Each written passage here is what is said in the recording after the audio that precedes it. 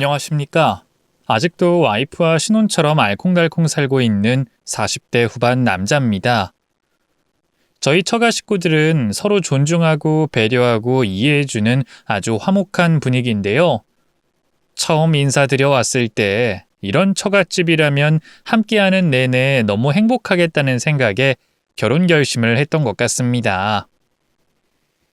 특히 저희 장인어른 같은 경우에는 회사를 운영하시며 사업 확장도 하시느라 바쁘신데도 마라톤을 완주하실 만큼 건강관리도 잘 하시고 부지런히 사십니다.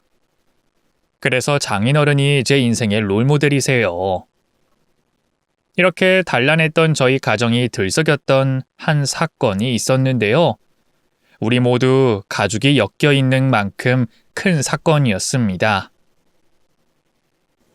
처제는 자신의 흑역사라며 사연을 보내는 걸 부끄러워하지만 나름 곱씹을수록 신기하고 재밌으면서도 충격적인 일화라 여러분들께 공유하고자 합니다. 저희 장인어른께서 일궈내신 회사는 아주 크지는 않지만 건실한 회사로 잘 알려진 곳이었어요. 나름 업계에서는 선두를 달리고 있는 기업이죠.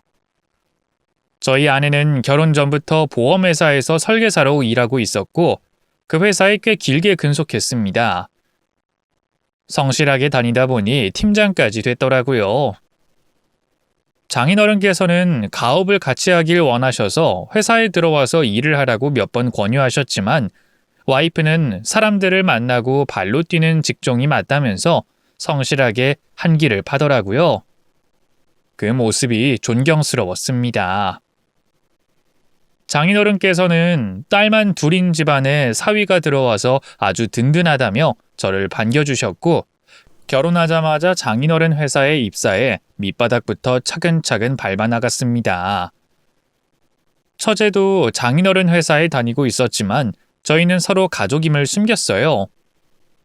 괜히 동료들과 껄끄러운 사이가 될까봐 밝히기가 좀 그렇더라고요. 당연히 이 회사의 대표님이 제 장인어른이라는 사실조차 숨겼죠. 처제는 20살 때부터 입사해서 일을 하고 있었기 때문에 암암리에 처제가 대표님 딸이라는 게 소문이 났더라고요. 하지만 저는 완전 봉쇄했습니다. 다들 제가 과장이 될 때까지 몰랐던 걸 보면 나름 비밀이 지켜진 셈이었죠. 사원부터 시작해서 차근차근 단계를 밟아나가 과장이 됐을 때쯤 저희 부서에 경력직 한 명이 들어왔습니다. 간단하게 이름을 이대리라고 부를게요. 이대리는 일명 처세의 달인이었습니다. 상황 파악이 빠르고 어디에 붙어야 이득인지 빠르게 캐치하는 전형적인 사내 정치에 적합한 사람이었죠. 하지만 치명적인 단점이 있었으니 일명 강자에 약하고 약자에 강한 스타일이었던 겁니다. 이 대리는 입사한 지 얼마 안 됐을 때 구성원 파악을 끝냈는지 저에게 묻더라고요. 혹시 서미연 씨가 대표님 따님 맞나요? 누가 그래? 사람들이 그러던데요. 다 알고 있던데. 서미연 씨는 결혼했어요? 소문 같은 거 듣지 말고 일에 좀 집중하지 그래. 과장님은 지금 과장 몇 년 차시죠? 그건 왜 물어? 과장 직급을 오래 달고 계신 것 같아서요. 옆 부서 부장님은 작년에 승진하셨다고 들었는데 저희 부서는 이 회사 내에서 힘이 없나요? 나름 실세부서라고 들어서 입사한 건데. 열심히 하면 언젠간 승진하겠지. 과장님 결혼하셨다면서요. 과장님은 볼 때마다 야망이 좀 없으신 것 같아서 신기하네요. 가정도 있는 분이.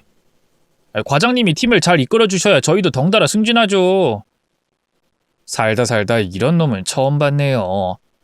아무리 만만해 보여도 회사 내에서는 제가 그놈 상사인데 아무렇지 않게 기분 나쁜 말을 툭툭 내던지더라고요.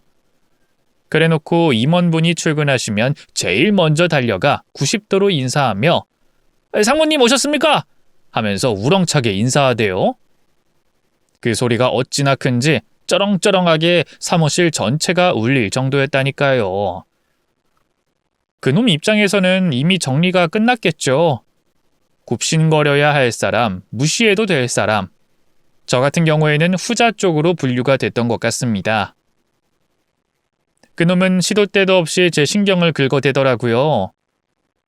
저랑 단둘이 사무실에 남아있을 때는 심드렁한 표정으로 눕듯이 의자에 앉아 야구 동영상을 대놓고 보더니 상무님이 들어오시면 바로 자세를 고쳐잡고 열심히 일하는 척하더니 보고서를 올리며 제가 작성한 서류까지 본인이 한 것처럼 보고하더라고요. 그놈에게는 저는 완전 투명 인간이었어요. 지 인생에 도움도 안 된다고 생각했는지 저를 아예 배제시키더라고요. 아무리 그래도 이렇게 대놓고 무시하는 건 좀 아니지 않나요? 그래서 따로 불러서 한 소리 한 적도 있었어요.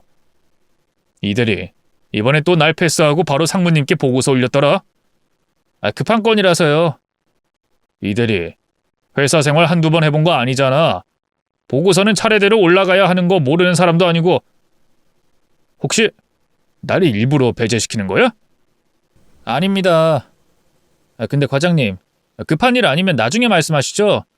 제가 급하게 처리할 업무가 있어서요. 상무님께서 직접 지시하는 상황이라 얼른 끝내고 보고 드리기로 했어요.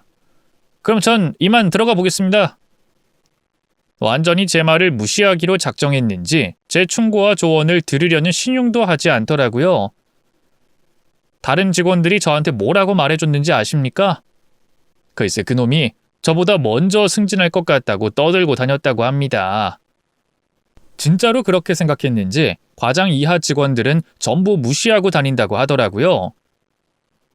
과장 직급도 이렇게 무시하는데 사원 직급은 말할 것도 없었죠. 사내에 새벽부터 청소해 주시는 여사님들이 있으신데 이미 이대리 그놈은 버릇없고 재수가 없다고 그분들끼리 소문이 쫙 퍼진 모양이었어요.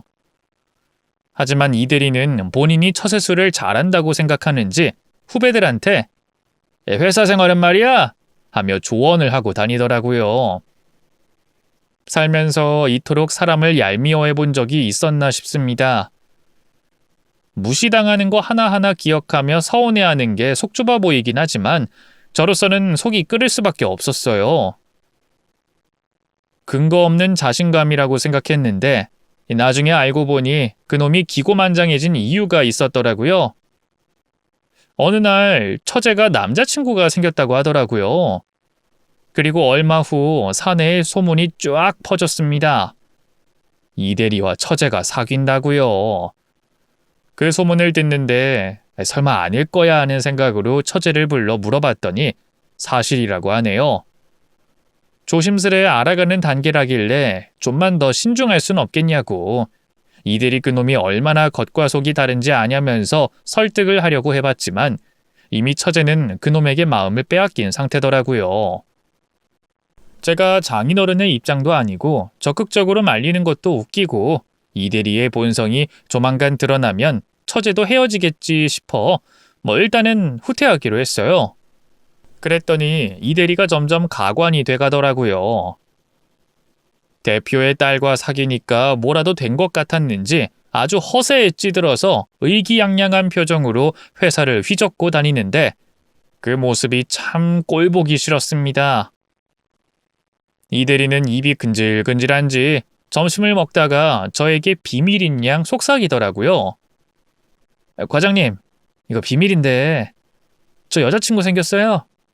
근데 여자친구가 누군지 알아요? 누군데? 놀라지 마세요. 저 서미연 씨랑 만나고 있어요. 그래? 서미연 씨 대표님 딸인 거 아시죠? 그래?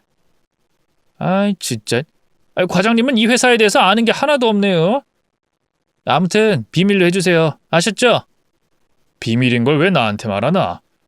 과장님은 그냥 뭔가 아무한테도 말 안 할 것 같아서요. 따로 친목 활동도 안 하고 혼자 다니잖아요. 저도 털어놓을 곳은 있어야죠. 이상하게 과장님이랑 있으면 편하다니까요. 아무튼 여자친구가 대표님 딸이니까 좀 행동 조심하게 되더라고요. 편하게 회사 다니고 싶은데 상황이 따라주질 않네요. 이놈아, 사실은 내가 이 회사 대표님 사위야 라고 말하며 머리를 한 대 때리며 정신 차리라고 외치고 싶었지만 그렇게 입이 싼 놈에게 제 속사정을 말해버리면 회사 내에 퍼지는 건 순식간이니 참았습니다. 그냥 마음껏 짓거려라. 다 들어주마 하는 마음으로 나중에는 체념하게 되더라고요. 가만히 앉아서 들어주니 아주 선을 넘는 발언까지 했어요. 제 여자친구 쪽은 자매라고 하더라고요. 그러면 사위한테 회사를 물려주지 않겠어요? 어쩌면 제가 이 회사의 대표가 될 수도 있을 것 같네요. 진지하게 만나고 있나 봐. 결혼까지 할 모양이지? 여자친구가 이제 결혼 정년기잖아요. 남자는 나이 들어도 상관없는데 여자들은 때가 있잖아요. 뭐 그쪽이 급하지 저는 급할 거 없거든요. 뭐 결혼하자 그러면 마지못해 하려고요. 언니가 한 명 있다고 하는데 결혼했다고 하더라고요. 근데 그쪽은 둘 다 이 회사 안 다니고 다른 회사 다니나 봐요. 한마디로 승계에 욕심이 없다는 거죠. 그러니 승계는 자연스레 둘째 사위한테 가지 않겠어요? 아무튼 그것 때문에 마음이 좀 복잡해요. 이거 최연소 대표가 되면 밑에 직원들이 저를 무시할까봐 그게 걱정이네요. 적당히 중후해 보여야 사람들이 무시를 안 할 텐데 제가 워낙 좀 동안이잖아요. 장차 대표님이 되실 분인데 내가 잘 보여야겠네. 과장님은 제가 믿고 가야죠. 성실하잖아요. 저는 일머리 좋은 사람보다는 성실한 사람이 더 끌리더라고요. 이 사람이 멍청한 건지 아니면 치밀한 건지 이 대리는 자신의 야망을 숨기지 않았습니다. 신기하게도 처제의 남자친구라는 게 소문이 쫙 퍼지고 나니 윗분들도 이 대리를 조심스럽게 대하기 시작하더라고요. 처제와 이 대리가 만나고 있는 현장을 몇 번 목격할 때마다 한숨이 절로 나왔습니다. 저런 놈을 뭐가 좋다고 만나는 건지 아내한테 이야기를 털어놔도 성인인데 알아서 하겠지. 내버려둬. 말리면 더 불타오를 나이잖아. 하고 말더라고요. 어찌 보면 그놈의 실체를 제대로 알고 있는 사람이 가족 중에 저밖에 없잖아요. 그게 정말 답답하더라고요. 괜히 뒤에서 뒷담화 해봤자 저만 이간질하는 사람이 되는 거잖습니까. 아무튼 그놈 때문에 회사 생활이 제대로 고달파졌습니다. 이 대리는 부서 내에서 본인이 가장 윗급이라고 생각했는지 팀원들을 은근히 뒤에서 조종하고 무시하더라고요. 어느 날은 이 대리가 저한테 부장님이 부르시는데요? 해서 가봤더니 저를 안 불렀다고 하는 겁니다. 다시 돌아와서 물어보니 부장님이 분명 불렀는데 내가 잘못 들었나? 미안해요 하고 실실 웃으며 넘기더라고요. 나중에 알고 보니 본인 보고서 제출 기한을 지키려고 부장님 외출 시간을 늦추기 위해 저를 이용했던 거였어요. 어이없지 않습니까? 살다 이런 놈은 처음 봤습니다. 이 자식을 진짜 호되게 혼내고 싶은 마음이 굴뚝 같았지만 이깟 일로 장인어른 회사에서 일을 크게 만들고 싶지 않았어요. 그 와중에 처제는 이 대리와 결혼까지 생각하고 있는 것 같더라고요. 명절 때마다 처가에 가보면 무슨 선물이 한가득 쌓여 있었어요. 다 이 대리가 예비 처가에 잘 보이려고 선물 공세를 했던 것이죠. 장인어른은 그때까지도 딸의 남자친구가 회사 직원이라는 걸 모르고 계시는 눈치더라고요. 인사를 드리면서 밝히고 싶었는지 언제 한번 날짜를 잡자며 다 같이 언제 모일 수 있냐고 물어보는데 저는 계속 시간이 안 된다고 미뤘습니다. 인사를 하러 집에 오게 되면 완전히 공식적으로 예비 사이가 되는 거잖습니까. 다른 놈이라면 모를까 이 대리는 절대 안 된다는 생각으로 혼자 시위를 이어나갔어요. 그렇게 저 때문에 약속이 미뤄지자 이 대리도 뒷담화를 하기 시작하더라고요. 한 번에 끝내고 싶어서 가족들 다 같이 있을 때 인사드리러 가려고 했는데 그쪽 첫째 사이가 계속 시간이 안 된다고 하더라고요. 그 자식 때문에 인사를 못 드리러 가고 있어요. 진짜 환장하겠네. 가만 보니까 그놈 만만치 않은 놈 같아요. 만나면 내가 단번에 기죽일 수 있을 텐데 만나질 못하니까 답답하네요. 꼴에 자존심은 있어가지고 지보다 잘난 사람은 집에 못 들인다 이거겠죠. 대표님의 든든한 사위가 들어온다고 하니까 불안한 거 아닐까요? 아무튼 부모님 먼저 뵙고 그 다음에 가족들 만날까봐요. 명절에 한우까지 보내는데 선물 보낸 김에 인사까지 드려야죠. 아주 지극정성이구만. 그러다가 그쪽에서 헤어지자고 하면 어쩌려고 그래. 에이, 과장님. 남자의 촉 몰라요? 딱 느낌이 오잖아요. 지금 저한테 완전히 빠졌다니까요. 제가 연락만 안 돼도 안절부절 난리를 피우는데 어떻게 헤어질 생각을 하겠어요? 다른 직원들도 미연 씨가 저한테 집착하는 것 같다고 그러더라고요. 아이, 과장님도. 아이, 참 여자 너무 모르신다. 아무튼 올해 안에는 청첩장 찍어서 회사에 돌려야겠어요. 그래서 지금 잠깐만 아울렛 좀 다녀올게요. 지금? 근무 시간인데? 아이, 곧 있으면 여자친구 생일이라서요. 퇴근하고 나서는 문을 닫아버려서 그래요. 잠깐만 나갔다 올 테니까 부장님한텐 얘기 좀 잘 해주세요. 외근 나갔다고 하면 되잖아요. 후배들이 잠시만 화장실에 다녀와도 불같이 화를 내며 쥐잡듯이 혼내던 이 대리는 본인의 외출에는 참으로 관대했습니다. 회사가 완전 자기 세상으로 느껴지는지 외출을 해놓고 한참 동안 돌아오지 않더라고요. 그래놓고 저한테 전화를 걸더니 이미 퇴근 시간 다가오니까 여기서 귀가할게요. 잘 좀 말해주세요. 하고 끊더라고요. 제발 저놈이 정신을 바짝 차릴 계기가 있었으면 좋겠다고 속으로 바라고 또 바랬건만 제 바람과는 반대로 처제와 그놈은 결혼을 조금씩 준비하고 있는 것 같더라고요. 프로포즈까지 했다고 소문이 쫙 퍼졌고 처제가 그걸 승낙했다고 들었어요. 심지어 인사드리러 오는 날짜까지 정해졌다고 했습니다. 이대로 가다가는 가장 증오하는 놈이 가족이 되는 건 시간 문제였어요. 하지만 간절하면 하늘이 돕는다고 했던가요? 제가 나서기도 전에 아주 쇼킹한 사건이 터지고 말았습니다. 그때가 아마 그놈이 집안에 인사를 오기로 한 날짜가 3일 남은 상태였어요. 어느 날부턴가 아내가 집에 들어올 때마다 표정이 좋지 않았는데 그날따라 얼굴이 확 굳어져 있더라고요. 그래서 제가 물어봤죠. 여보, 요즘 무슨 일 있어? 왜? 표정이 안 좋은 것 같길래. 회사에서 힘든 일이 있었어? 별거 아니야. 털어놔야 마음이 후련해지지. 무슨 일인데? 아니, 고객 중에 한 명이 좀 이상해. 분명 다 설명하고 이해했다고 확인까지 받았는데 이제 와서 내가 설명을 안 해준 거래. 그래놓고 계약이 이상하다고 나보고 사기친 거 아니냐고 불같이 화를 내잖아. 당장 나더러 찾아와서 해명하라고 하는데 당황스러워. 일하면서 이런 적 처음이야. 뭐 그런 놈이 다 있어? 당장 상사한테 보고해. 당신이 해결할 문제는 아닌 것 같은데. 됐어. 내가 팀장인데 이런 일 정도는 내가 처리해야지. 내일 고객한테 직접 찾아가서 대화 좀 해보려고.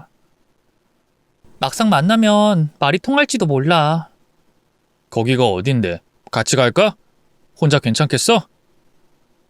그게 사실은... 아니야, 내가 혼자 갈게. 늘 하던 일인데 뭘. 내가 괜히 당신한테 말했나? 걱정 끼친 것 같아서 미안. 너무 힘들게 일하지 마. 난 당신이 스트레스 받지 말고 편하게 살았으면 좋겠는데. 힘든데 보람차. 일할 때가 난 제일 좋더라. 아직까진 할만하니까 좀만 더 해볼게. 아내는 회사를 성실하게 다니고 능력까지 뛰어나서 상까지 받은 우수 직원이었어요. 고속 승진을 해서 젊은 나이에 팀장까지 달게 된 전무후무한 인물이었죠. 애 둘 키우면서 일까지 완벽하게 해내는 게 보통 일인가요?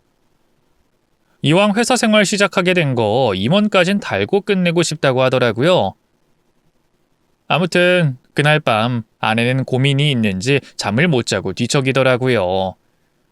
저도 걱정이 돼서 잠을 설쳤습니다. 평소와는 다른 아내의 모습이 자꾸 신경이 쓰이더라고요. 다음날 아내를 제 회사에서 만나게 될 줄은 몰랐습니다. 그날 이 대리가 점심시간도 되기 전에 저 먼저 밥 먹으러 갈게요 하고 휙 나가버리더라고요. 처제와 점심 약속이 있나 보다 하고 말았죠.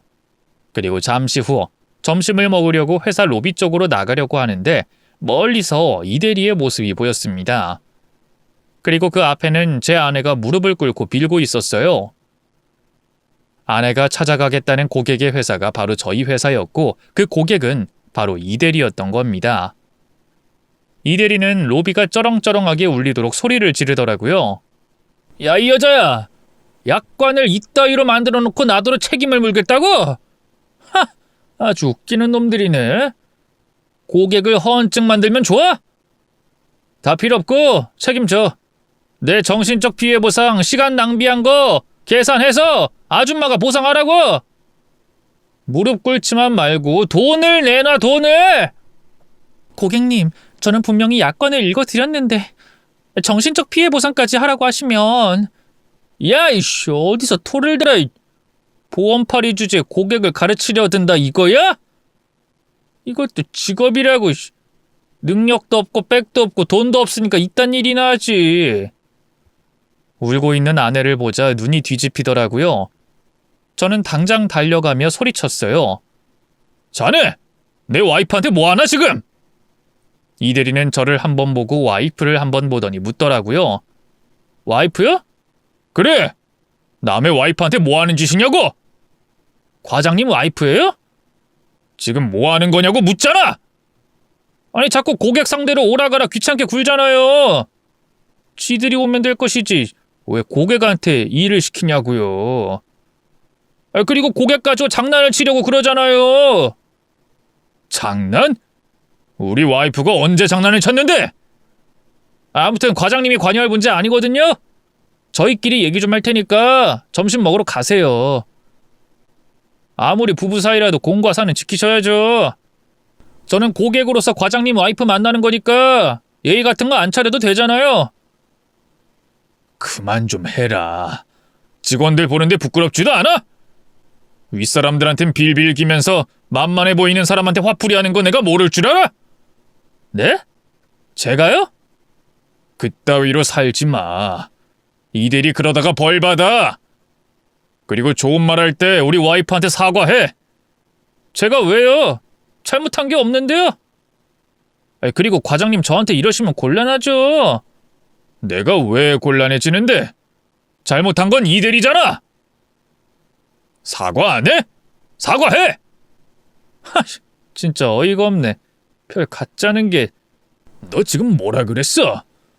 혼잣말인데요. 이 자식이 진짜. 제가 싸우려고 달려들자 와이프가 여보 그만해 하며 저를 말리더라고요. 그제야 정신이 든 저는 울고 있는 아내를 부축했어요. 그 와중에 이대리는 사과 한마디 없더라고요. 그리고 잠시 후 처제가 저희에게 다가오며 외쳤어요. 언니, 언니가 왜 여기서 이러고 있어? 그 한마디에 정적이 흘렀습니다. 이대리는 다가오는 처제에게 묻더라고요. 언니? 아는 언니였어? 보험 설계사 그냥 아는 지인의 지인이라며. 모르는 사이라며. 사실은 우리 친언니야. 뭐? 친언니? 잠깐만, 진짜 친언니라고? 이대리의 혼란스러움이 가득한 그 표정은 아직도 잊을 수 없습니다. 도저히 믿을 수가 없었는지 이대리는 제 손을 붙잡고 애타게 묻더군요. 과장님, 이게 무슨 소리예요? 와이프라면서요. 근데 왜 이분이 제 여자친구의 친언니가 되는 겁니까? 됐고, 나중에 얘기하자고. 지금 내가 이대리랑 말 섞을 기분이 아니거든. 저기 잠시만요. 그러니까 과장님이 첫째 사위라는 말인가요? 왜 저는 아무것도 몰랐죠? 왜 진작 말해주지 않았던 겁니까? 지금 농담하시는 거죠? 그럴 리가 없잖아요. 내가 이대리한테 사적인 얘기 할 이유가 뭐가 있나? 회사 내에서는 일만 잘하면 되지. 그리고 앞으론 나한테 말 걸지 마. 내 와이프한테 험한 말 내뱉는 사람이랑은 더 이상 상대도 하기 싫으니까. 과장님, 제가 잠시 오해가 있었나 봅니다. 말 걸지 말라니까! 정색하며 화를 내자 이대리도 그제야 상황 파악을 한 듯 풀이 죽어서 고개를 숙이고 있더라고요. 처제는 와이프를 감싸 안고 이대리에게 따져 물었습니다.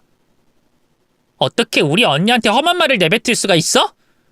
무릎까지 꿇고 있던데 대체 우리 언니가 뭘 잘못했길래? 그거야 자기 언니인 줄 몰랐으니까. 그럼 언니 아닌 사람들한테는 이렇게 소리 지르고 삿대질해도 된다는 거야? 그런 사람이었어? 나한텐 욕 한마디 못하더니 왜 우리 언니한테 그딴 말 짓거리냐고? 그건 아니지만 나도 화가 났어. 자꾸 고객을 기분 나쁘게 하길래 버릇 제대로 드려야겠다는 생각 때문에. 버릇? 우리 언니가 동물이라도 돼? 사람끼리 무슨 버릇을 들여? 지금 우리 언니를 아랫사람으로 취급한 거야? 대체 보험 설계사를 뭐라고 생각하는 거야? 아니야, 정말 그런 뜻 아니었어. 자기야, 나 못 믿어? 나 원래 이렇게 화내는 사람 아니야. 오늘은 내가 너무 흥분해가지고 그런 거야. 그렇게 진작 인사드렸더라면 이런 일도 없었을 거잖아. 그치? 우리 언니를 무릎 꿇게 만든 사람을 내가 믿고 결혼까지 생각해야 돼? 자기야, 그게 무슨 말이야? 우리 이번 주말에 인사드리러 가기로 했잖아. 부모님 드리려고 선물까지 미리 사놨어. 화 풀어. 내가 잘못했어. 내가 사람을 잘못 본 것 같네. 우리 관계 다시 생각하자. 왜 그래? 내가 잘못했다니까? 이제 와서 그런 말 하는 게 어딨어. 난 다 준비하고 있었는데. 우리끼리의 약속은 약속도 아닌 거야? 여태껏 나눈 추억은 아무것도 아닌 거야? 우리 언니한테 사과도 안 했잖아. 할게. 지금 당장 할게. 이 대리는 그제야 정신이 번쩍 들었는지 제 와이프한테 굽심대며 사과를 하더라고요. 제가 잘못했습니다. 여자친구 친언니이실 줄은 몰랐습니다. 앞으로는 제가 조심하겠습니다. 정말 죄송합니다. 제가 너무 경솔했습니다. 하지만 와이프는 이미 그 사람에게 진절머리가 난 듯 됐어요. 사과받고 싶지도 않아. 하며 뒤돌아서더라고요. 그리고 바로 그때 장인어른이 등장했습니다. 이게 다 무슨 일이야? 나지막한 장인어른의 목소리에 모든 직원들의 시선이 주목됐고 이 대리는 사색이 됐어요. 딸바 보인 저희 장인어른은 벌벌 떨고 있는 첫째 딸을 보자마자 깜짝 놀라시며 전후 사정을 물어보셨습니다. 와이프도 장인어른을 보고 긴장이 풀렸는지 또다시 눈물을 흘리더라고요. 제가 대신 말씀드렸어요. 그랬더니 장인어른의 얼굴이 붉어지더니 이 대리에게 한마디 하시더라고요. 자네는 일단 사무실로 들어가게. 그리고 나중에 나랑 얘기 좀 하지. 저 대표님, 정말 죄송합니다. 사죄드립니다. 일단 사무실로 들어가라니까. 이 대리는 잔뜩 얼어서 손까지 벌벌 떨고 있었어요. 장인어른은 위축돼 있는 와이프를 데리고 대표실로 가서 따뜻한 차를 한 잔 내려주셨습니다. 그리고 처제와 저 모두 그곳에서 모여 이 대리에 대한 이야기를 나누게 됐어요. 처제는 천천히 이 대리와 어떻게 만나게 됐는지, 어떤 관계인지 털어놓더라고요. 이상하게 자꾸 우연처럼 마주치더라고. 야근하고 퇴근할 때도 마주치고 외근 나갈 때도 마주치고. 그래서 몇 번 대화해보니까 사람이 참 예의가 바르고 소박하고 겸손하더라고. 내가 딱 좋아하는 취향을 어떻게 알고 그거에 맞춰주는 모습에 반해서 만나게 됐지. 분명 내 앞에서는 항상 반듯하고 순수한 사람이었거든? 물론 식당 같은 데 갔을 때 직원분께 말을 좀 경솔하게 한다는 생각은 하긴 했지만 이 정도일 줄은 몰랐어. 어떤 직원이 그러더라고. 이 대리가 아랫사람한테는 한없이 무례하다고. 그렇게 말해주긴 했지만 그것도 어느 정도는 수용 가능할 정도라고 생각했지. 솔직히 나도 오늘 그 모습 보고 너무 충격받았어. 언니한테 내가 대신 사과할게. 그 사람이 그런 사람인 줄 몰랐어. 만약 그런 모습을 미리 알았더라면 만나지도 않았을 거야. 보험 하나 들고 싶다고 하길래 괜히 친언니라고 하면 그 사람이 불편해할까봐 건너 아는 사람이라고 해버렸어. 언니한테도 나중에 알려줘야겠다 하고 관계를 숨겼는데 그 사람이 그렇게 진상을 부렸을 줄이야. 아무튼 나도 너무 혼란스러워. 장인어른은 오늘 있었던 일을 자세히 들으시더니 노발대발하시며 당장 그놈이랑 헤어지라고, 안 그러면 내가 당장 가서 대신 이별 통보를 해주겠노라고 단단히 벼르셨고, 저희 와이프도 그런 놈을 가족으로 맞이할 수 없다며 끝까지 반대하겠다고 나섰어요. 저야 뭐 말할 것도 없죠. 속상해서 집에 돌아와 아내에게 다그치듯 물었어요. 진상 고객이 우리 회사 직원이면 미리 말을 했어야지. 그럼 내 손에서 깔끔하게 해결해 줬을 텐데. 괜히 당신한테 피해주기 싫었어. 그리고 우리 아빠가 대표로 있는 회사잖아. 괜히 소문 퍼지면 어떡해. 그놈이 처제 남자친구인 건 알고 있었던 거야? 동생이 그냥 아는 회사 동료라고 하긴 했지만 눈치는 어느 정도 채고 있었지. 어떤 놈인가 싶어서 찾아간 건데 진상도 그런 진상이 없더라. 정남이가 뚝 떨어져서 일부러 구차하게 무릎까지 꿇었어. 그 모습 내 동생이 보고 정신 좀 차렸으면 해서. 결과적으로는 잘 됐지 뭐. 이상한 놈 걸러냈으니까. 결국 처제는 이대리에게 이별 통보를 했습니다. 하지만 미련이 남은 이대리는 인사를 오기로 한 그날 집 앞까지 와서 초인종을 누르더라고요. 사과의 의미로 꽃다발을 사왔지만 문전박대당하며 쫓겨났습니다. 그렇게 이대리는 장인어른에게 제대로 찍힌 채로 조용히 회사를 다니더라고요. 그 후로 저를 대하는 자세가 많이 달라졌습니다. 아침에 출근하자마자 누가 불쑥 커피를 내밀길래 봤더니 이대리였어요. 과장님, 제가 손수 탄 커피입니다. 달달한 거 좋아하시잖아요? 그래서 특별히 제가 신경 썼습니다. 나는 아침엔 커피 안 마셔. 저기, 과장님, 그땐 정말 죄송했습니다. 제가 원래 좀 욱하는 성격이다 보니까 본의 아니게 무례를 저지른 것 같습니다. 앞으로 다시는 이런 일 없을 거예요. 그러니까 제발 제 여자친구 좀 잘 설득해 주실 수 있을까요? 생각하는 시간 갖자고 하더니 일주일째 연락이 없습니다. 답답해 미치겠어요. 전화도 안 받고 메시지도 씹어요. 둘의 연애사에 간섭하고 싶지 않아. 그리고 여자가 생각할 시간 갖자고 하면 진득하게 기다릴 줄도 알아야지. 그걸 왜 나한테 와서 말하고 앉아있어? 불안해서요. 이러다 진짜 헤어질까봐 불안해 죽겠다고요. 뭐가 불안해? 헤어지면 헤어지는 거지. 젊은 남녀가 만나고 헤어질 수도 있는 거지. 안 돼요. 전 절대 안 됩니다. 그러니까 과장님의 도움이 필요해요. 사람 하나 살린다 치고 저랑 미연 씨 좀 어떻게 잘 좀 연결해 주시면 안 됩니까? 내가 왜? 네가 뭐가 예쁘다고? 네? 그게 저는 저희가 꽤 돈독한 사이라고 생각하고 있었는데. 돈독? 웃기고 자빠졌네. 난 너 같은 놈이 우리 처제 남편이 되는 거 반대야. 상사 우습게 알고 근무 시간도 안 지키고 뺀질나게 돌아다니면서 아랫사람 무시하고 화풀이하는 놈, 내가 어떻게 예뻐할 수가 있겠어? 너라면 너 같은 놈을 가족으로 흔쾌히 맞아줄 수 있겠냐? 어떤 정신 나간 여자가 너랑 결혼하냐? 과장님, 너무하신 거 아닙니까? 결국엔 제가 그 자리에 끼어드는 게 안 입고 오셨던 거겠죠? 너 같은 놈을 내가 왜 신경 써? 여자 하나 잘 만나서 팔자 좀 펴보려고 한 모양인데 세상은 그리 호락호락하지 않아. 정신 차리고 일이나 똑바로 해. 알았어? 전 진심입니다. 미연 씨 진짜로 사랑한다고요. 성실하고 착한 사람이었다면 내가 나서서 우리 처제한테 소개시켜줬을 거야. 사랑이고 뭐고 우리 처제가 싫다잖아. 그만 좀 쫓아다니고 기다리든가 아니면 포기하든가 둘 중에 하나만 해. 구질구질하게 매달리지 말고. 그 이후로 그놈은 아주 험난한 시기를 보냈습니다.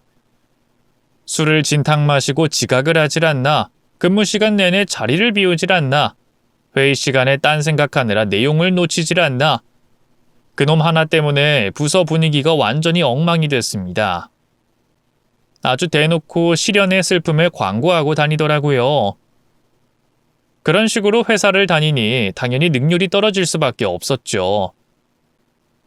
재수는 없었지만 일 처리 하나는 확실했던 이대리였건만 이제는 일조차도 제대로 하지 못하고 어버버대는 모습이 회사 내 직원들의 입방아에 오르면서 무능력의 아이콘이 되고 말았습니다. 그렇게 이대리는 사랑도 놓치고 승진도 놓치게 됐네요. 처제에게 새로운 남자친구가 생겼다는 소문이 돌자 이대리는 무단 결근까지 하더라고요. 그리고 밤에 집까지 찾아와 울고불고 매달렸다는 얘기까지 들리니 이대로는 안 되겠다는 생각이 들었습니다. 이대리에게 경고했어요. 앞으로 사적인 일 때문에 일에 지장을 준다면 바로 윗분들에게 보고가 들어갈 거라고. 그렇게 된다면 퇴사까지 생각해야 될 거라고 했더니 그제야 일하는 신용을 하더라고요. 얼마나 창피하겠어요.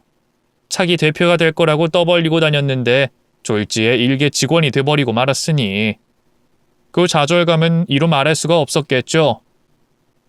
하지만 이게 다 자업자득 아니겠습니까? 그놈이 우리 아내에게 했던 짓을 생각하면 아직도 이가 갈립니다. 그 장면은 제 인생에서 가장 잊혀지지 않는 장면으로 남을 것 같습니다. 그리고 다음 해 저는 부장이 되고 그 다음 해에 임원이 됐습니다. 과장직을 오래 했기 때문에 다들 제가 임원을 달 거라고 예상하지 못했나 봅니다. 갑작스레 진행된 고속 승진에 직원들은 수군대더라고요. 장인어른께서는 이제 슬슬 하던 일에서 물러나 노후를 즐기고 싶다고 선언을 하시더라고요. 그리고 저에게 이런 말씀을 해주셨어요. 우리 사위가 참 고생이 많아. 내가 다 알지. 일부러 현장 일부터 굴려가며 고생시켰는데 군말 없이 묵묵하게 주어진 일 해낸 자네가 정말 자랑스럽네. 그 부서에 오랫동안 과장으로 남긴 건 중간 관리자로서 일을 얼마나 잘 수행하는지 지켜보고 싶었기 때문이야. 평판도 좋고 실적도 훌륭하더만. 이제 회사 내부의 일은 두루두루 경험해봤으니 관리하는 입장이 되어보는 게 어떻겠나. 그래서 자네를 승진시키기로 결정했네.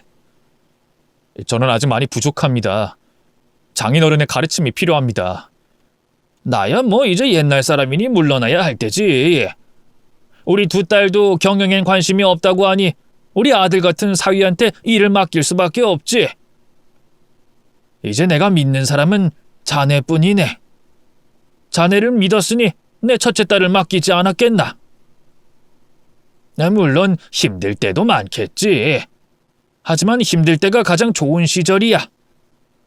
나도 경영하면서 숱하게 고난을 느꼈지만 지나고 보니 그때가 가장 행복했을 때였어. 자네도 이 말 뜻을 이해하는 날이 올 거야. 그렇게 저는 차기 대표 내정자가 되어 장인어른께 일을 배우게 됐습니다. 이대리 그놈은 예전과는 180도 바뀌어서 저에게 헌신하기 시작하더라고요. 점심시간이 되잖아요. 먼저 식당에 가서 숟가락, 젓가락, 휴지, 물까지 세팅해 놓고 저를 기다리고 있었고 식사를 끝내면 불이 나게 커피를 타서 저에게 갖다 바치더라고요. 사람이 어쩜 이렇게 단숨에 다른 사람처럼 돌변할 수 있을까 싶어 신기하고 놀랍더라고요. 너무 부담스러워서 그만 좀 하라고 하면 제가 하고 싶어서 하는 겁니다. 부담스러워하지 마십시오. 저는 그냥 있는 듯 없는 듯 조용히 존재하는 공기라고 생각하시면 됩니다. 하며 너스레를 떨더라고요. 임원이 되고 나니 보고받을 내용이 많아서 야근하는 날들이 많았습니다. 꼼꼼하게 일 처리를 하다 보니 속도가 늦어지더라고요. 그러던 중 제 눈에 들어온 이상한 지점이 있었습니다. 아무리 계산기를 두드려 봐도 계산이 맞지 않는 겁니다. 이상해서 그걸 기점으로 쭉 타고 올라갔더니 한 사람을 가리키고 있더라고요. 바로 다음 날 이대리를 불러내어 조심스레 말을 꺼냈습니다. 이대리, 내가 임원이 되면서 볼 수 있는 자료가 많아졌는데 말이야. 거기서 수상한 지점을 발견했어. 내가 먼저 말하기 전에 이대리가 먼저 말해줄 수 있겠어? 무슨 말씀하시는 건지 전 잘 모르겠습니다. 정말 모르겠어? 확실해? 어떤 게 수상한 지점인지 전 도통 모르겠습니다. 이대리, 정말 횡령 안 했어? 이렇게 증거가 있는데도? 너무 지난 일이라 기억이 잘 나지 않습니다. 끝까지 발뺌하면 나도 어쩔 수가 없어. 회사 내에서 해결할 수 있는 일을 법적으로 문의하는 수밖에 없는데 진짜 그렇게 하길 원해? 법적으로 뭘 어떻게 하시겠다는 건지... 말 그대로야. 이대리가 우리 회사에 손해를 입혔으니 법적으로 조치를 취할 수밖에 없다는 얘기야.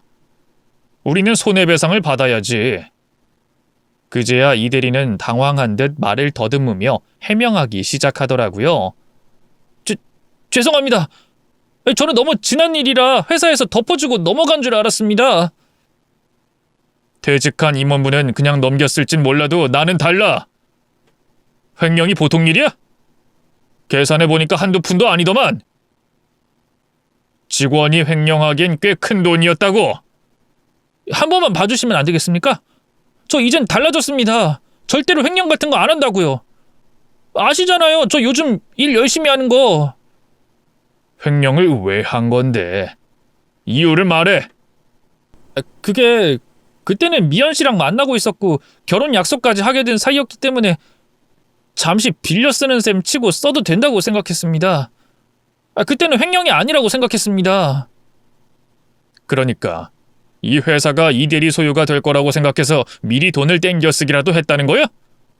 그건 아니고요. 어차피 가족 회사가 될 테니까 뭐 그 정도는 충분히 양해를 구하고 써도 된다고 생각했습니다. 원래 그렇지 않습니까? 사실 남들한텐 말 못했지만 저희 집이 좀 어렵거든요. 아버지는 어렸을 때 돌아가시고 어머니 혼자 식당 일 하시면서 저를 키우셨어요. 그렇게 힘들게 자식 키우셨는데 아들놈 장가 좋은 데 간다고 하니까 얼마나 들뜨셨겠어요. 미연 씨 남자로 살다 보니 씀씀이도 커지고 돈 들어갈 때도 많아지고 그러다 보니까 월급은 턱없이 부족하고 돈이 필요했습니다. 그래서 회사 돈을 횡령했다. 아주 치밀하게 빼갔던데? 실수라고 생각하고 반성하고 있습니다. 부끄러운 모습 보여드려 죄송합니다. 앞으로는 이런 일 없게 제가 열심히 잘하겠습니다. 열심히 뭘 잘해. 책임지고 구멍 메꿔야지. 네? 그냥 넘어가려고 그랬어? 갚아야지. 기한 넉넉하게 줄 수 없어. 당장 대표님께 보고가 들어가야 해서 말이야. 저는 월급쟁이입니다. 그런 돈을 갑자기 마련할 수가 없어요. 그러게 왜 회사 돈에 손을 댔어? 나도 어쩔 수가 없네. 다른 건 몰라도 돈 관리는 칼같이 해내는 게 내 신조라서 말이야. 장인어른께서 대표님이지 않습니까? 어떻게 말 좀 잘해주실 수 없겠습니까? 일개 직원이 그럴 만한 돈이 어디 있겠습니까? 몸으로 때우겠습니다. 시키는 거 제가 다 하겠습니다. 가족 회사니까 더 철저하게 해야지. 자네는 주머니에 돈이 비어지고 있는데 그걸 가만히 내버려둘 수 있겠어? 당장 갚아내지 않으면 변호사 통해서 고소할 거니까 그런 줄 알아. 살면서 단 한 번도 고소 같은 거 당해본 적 없습니다. 저희 어머니가 저를 귀하게 키우셨어요. 멍청한 직원이 실수 한번 했다 치고 너그럽게 봐주시면 안 되겠습니까? 제가 이렇게 빌겠습니다. 계산해보니까 너그럽게 봐줄 만한 금액이 아니던데. 일단 이대리가 갚을 능력이 없다는 거지? 그렇게 알고 있을게. 대화를 끝마치려고 하자 이대리는 다급하게 제 앞에 무릎을 꿇었습니다. 문득 우리 와이프가 이대리 앞에서 무릎을 꿇고 있었던 그 장면이 생각나서 더 괘씸하더라고요. 이대리는 눈물까지 흘려가며 저에게 힘든 사정을 얘기했어요. 가진 거 없는 못난 놈, 장가 한번 좋은 데 가겠다고 욕심 한번 부려봤습니다. 제 주제에 큰 돈 한번 만져보고 싶었습니다. 원 없이 먹고 싶은 거 실컷 먹어보고 싶었고 입고 싶었던 옷도 한번 입어보고 싶었습니다. 지금 이 회사마저 그만두게 되면 저 남는 게 하나도 없어요. 대출에 어머니 빚까지 어깨가 무겁습니다. 그리고 저 미연 씨 장난으로 좋아한 거 아닙니다. 여태껏 진심이었고 결혼까지 진심으로 하고 싶었어요. 일방적으로 버림받은 제가 불쌍하지도 않으십니까? 전 최선을 다한 죄밖에 없습니다. 자꾸 논점을 흐리는데 자네는 횡령을 했고 그걸 갚아나갈 능력이 없어. 그러니 책임을 져야지. 무릎 꿇고 빌어봐야 소용없어. 자네는 무릎 꿇은 거 하나로 이 모든 게 용서가 될 거라고 생각하겠지만 이건 내 입장에선 아주 큰 문제야. 내부에서 회의하고 통보할 테니 자넨 기다리게. 그렇게 이대리가 횡령한 혐의가 윗선까지 올라갔고 온 회사가 발칵 뒤집히고 말았습니다. 여태껏 이런 짓을 한 직원이 없었기 때문에 더욱 충격이었어요. 회사에서 연애질에 쇼핑에 횡령까지 아주 자기 집처럼 편하게 다녔더라고요. 정말로 본인이 이 회사의 주인이 될 거라고 확신했던 걸까요? 안타까울 따름입니다. 결국 이 대리는 모든 책임을 안고 회사를 그만두게 됐습니다. 떠나는 그 뒷모습이 어찌나 쓸쓸하던지 얼마나 회사 생활을 형편없게 했으면 송별회 한번 해주겠다는 직원이 없더라고요. 이로써 이 대리와의 악연은 완전히 끝이 나게 됐으니 속 시원했습니다. 나중에 들어보니 신입 직원들은 드디어 괴롭히는 상사가 사라져서 행복하다며 축하 파티까지 열었다고 하더라고요. 그런 놈은 진작에 잘랐어야 했는데 그러지 못해 아쉬울 따름이었습니다. 하지만 스스로 잘못을 저지르고 나가주니 더 이상 회사에 피해 주지 않겠죠. 오히려 잘 됐다고 생각합니다. 내년이면 제가 회사의 대표가 됩니다. 시간 정말 빠르더라고요. 아직 많이 부족하고 배울 점들이 많지만 장인어른을 위해서 열심히 일해볼 생각입니다.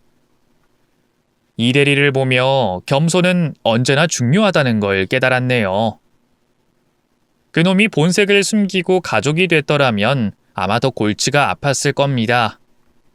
저에게 쉽게 본색을 드러내줘서 고맙다고 해야 할까요? 아무튼 저희 처제는 좋은 사람을 만나 지금은 결혼하고 출산까지 무사히 했습니다. 여전히 저희 처가 식구들을 만날 때마다 대화가 끊이지 않고 서로를 칭찬하고 감사하다는 말을 자주 하는 아주 화목한 분위기입니다. 바라는 게 있다면 저희 장인어른 장모님이 오랫동안 건강하게 저희 곁에 계셔 주셨으면 좋겠어요. 그거 말고는 바라는 게 없네요. 그리고 가장 중요한 경사가 있었어요. 바로 저희 아내가 임원이 된 것이죠. 스스로 읽어낸 일이니 더 축하해야 할 일인 것 같아서 작게 이벤트를 열어줬네요. 그리고 명패 하나를 따로 만들어줬더니 아주 좋아하더라고요. 저는 세상에서 아내가 가장 존경스럽습니다. 자신의 이 길을 사랑하고 책임감 있게 묵묵히 해나가는 모습을 저희 아이들도 보고 본받았으면 좋겠네요. 아내는 아직도 자신이 만난 고객 중 진상의 최고봉으로 이대리 그놈을 뽑곤 합니다. 이제 지나간 일이니 웃고 넘길 수 있어요. 어느새 저희 부부의 추억거리가 됐네요. 어디서 뭘 하고 사는진 모르겠지만 이제는 철이 좀 들었길 바라봅니다. 저희 가정과 회사에서는 나름 큰 일이었던지라 사연을 남겨보게 됐는데 어떠셨는지 모르겠습니다. 재미나게 들어주신다면 그걸로 만족입니다. 여러분들의 가정에도 항상 평화가 깃들길 기원하며 사연 이만 마치도록 하겠습니다. 그럼 저는 물러나며 인사드릴게요. 안녕히 계십시오.